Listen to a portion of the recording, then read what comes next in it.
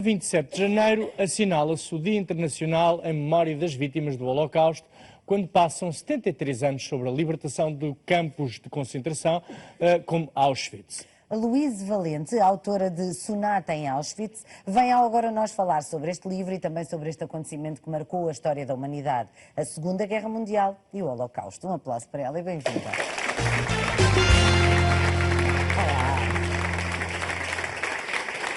Ora, viva. Bem-vinda, Luísa. Olha, estamos muito contentes em tê-la cá. E muito satisfeitos também de termos já este livro connosco, tanto eu como o Zé já temos este livro, até porque estamos a falar de alguém com claras, que é o seu caso, com a nacionalidade muito vincada não só à Alemanha, mas também uma especialização quase no Holocausto e no judaísmo. Este livro é uma história de amor também existe dentro do drama, não é? Pois é. E primeiro agradecer o convite para vir aqui, agradecer toda a recepção que eu estou tendo aqui em Portugal, está sendo muito boa. Eu também tenho ascendência portuguesa, né? Meus avós são portugueses.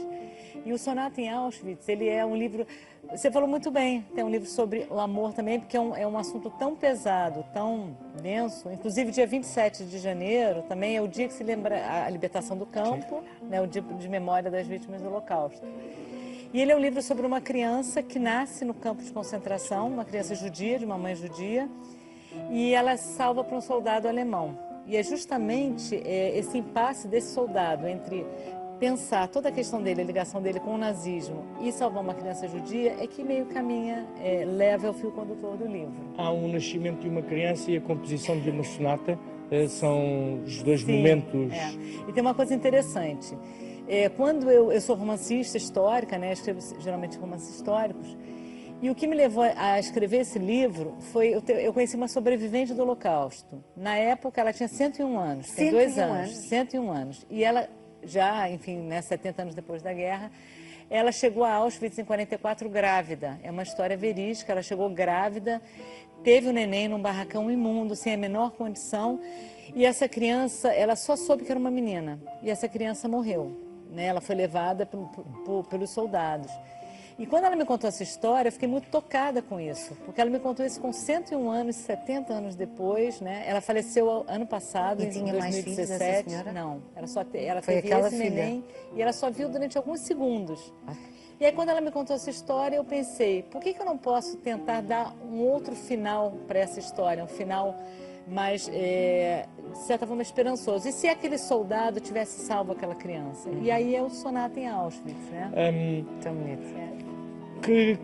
Como é que pôs a população alemã, como é que no seu romance os alemães viram ou não viram aquilo que estava a ser feito aos judeus, aos ciganos, aos homossexuais, aos comunistas, a todas as pessoas que foram assassinadas? Pois é.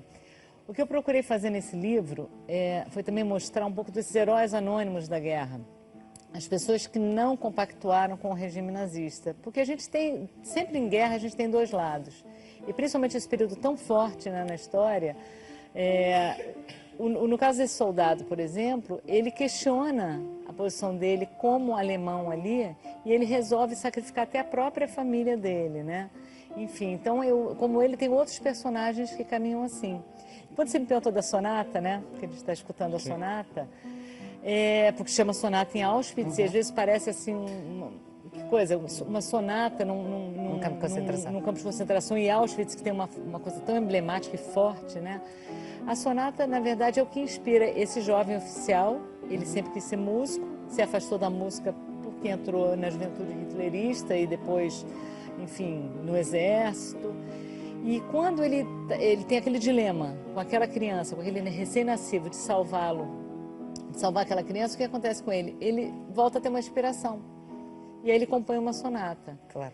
E na vida real existe a sonata porque eu tenho um sobrinho, o Antônio, que tem a mesma idade do personagem. E aí eu propus a ele, quando eu comecei a escrever o livro, eu falei, Tom, por que você, de repente, contei a história do personagem? Você tem vontade de compor uma música? E aí eu fui escrevendo e ele foi compondo a música. Que maravilha. E é um livro, é uma história com banda sonora. Exatamente. Que ainda a torna mais interessante. E você pode escutar no site, né, a seção do site, que é o luisevalente.com, você pode escutar a sonata. enfim, e tem a partitura no livro. E quando é que decidiu ser, se é que estas coisas decidem e não nascem connosco e não se evidenciam a dada altura da nossa vida, mas ser romancista histórica? Pois é, eu sou jornalista de Bem formação, trabalhei mais de 20 anos com jornalismo no Brasil, sou brasileira, né, dá para perceber, Dá sou pra perceber, carioca, sou carioca e sempre trabalhei com jornalismo, então, e sempre gostei muito de história. Então, eu acho que até nós que somos jornalistas, o que tem? A gente tem uma curiosidade nata. Então, eu sempre conversei com pessoas que passaram pela guerra, por situações assim, de tensão. E aí o que acontece? Juntando esse caráter jornalístico com toda a pesquisa histórica, eu comecei a enveredar para a ficção, porque é uma forma que a gente tem... Fez-lhe sentido. Em Auschwitz, os alemães e a Polónia, os polacos também, preservam muito os monumentos de sofrimento, onde foram cometidos crimes atrozes. É fundamental que assim seja para que a memória coletiva e a memória dos tempos não se apague? Com certeza. Eu falo até no final do livro, tem uma frase que eu coloco, que é de um filósofo espanhol.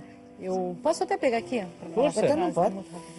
Faz de conta que é seu. Sabe que em Portugal, ao contrário do que os alemães fizeram, a sede da polícia política, onde eram torturadas pessoas e assassinadas, foi transformada num condomínio de luxo em Lisboa, no Chiado, onde moram pessoas com casas caríssimas, no edifício onde tem aquela energia, não é? Agora a gente tem que lembrar sempre que Portugal tem um nome que é o Aristides Sousa Mendes, o cônsul. Exatamente, que merece sempre uma grande salva de palmas em memória dele. Exatamente.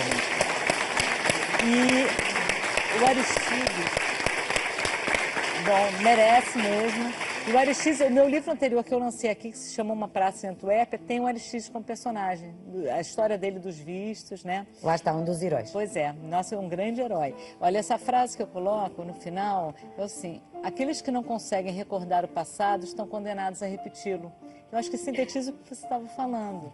A gente tem que lembrar, a gente tem que ir ao campo, a gente tem que visitar esses locais, principalmente os jovens, né? Porque que já nasceram depois disso tudo e já com uma memória mais assim remota, para a gente saber que aquilo ali existiu, para que aquilo não se repita, né? Como é que é a sua disciplina ou o seu método de escrita? Estamos aqui a falar de escrita histórica, portanto, as bases, e ainda por cima, neste caso em particular, não li os seus outros livros, inspirado numa história verídica, quis dar outro fim, portanto, só isso é um romance muito bonito, é uma história de amor muito bonita. Mas como é que faz? Enquanto escritora, como é que faz?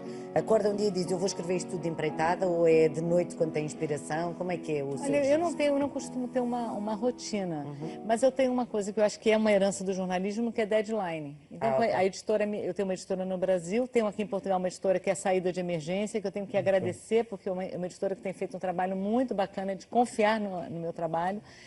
Então, o que eu faço? Eu tinha o deadline de entrega do livro. Então, tem dias que eu não escrevo, tem dias que eu escrevo de manhã, à tarde, à noite, mas eu costumo muito viajar, percorrer os locais que eu descrevo na trama, porque aí isso é um complemento para mim. Então, eu tenho assim um livro escrito, aí eu viajo, aí eu complemento. Portanto, claro que foi a Auschwitz.